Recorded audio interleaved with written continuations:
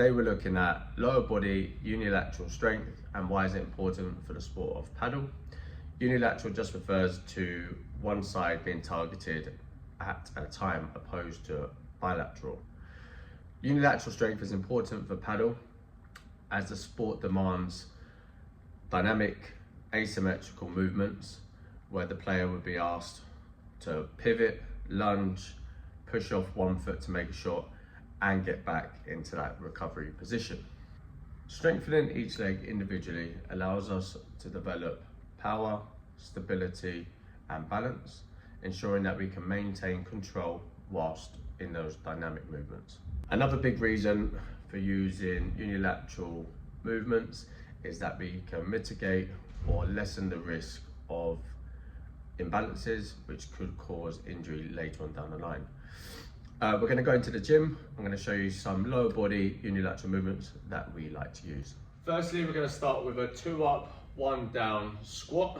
The eccentric portion of this movement is unilaterally focused. It's a regression from a single leg box squat. So we can go on to that a little bit later. So from here, we set up as if we're going to do a single leg squat.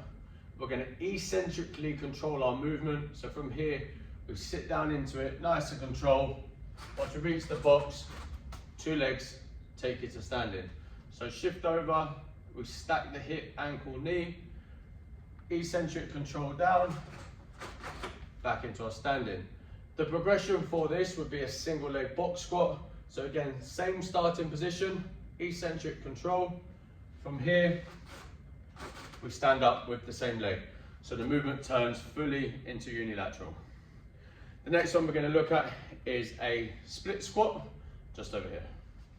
With our split squat, we're going to start with our feet set into the floor. Again, there is regressions and progressions for this. Elevating your front foot to regress the movement, elevating the back foot, and it slightly biases the movement to where or what muscle group we're working on.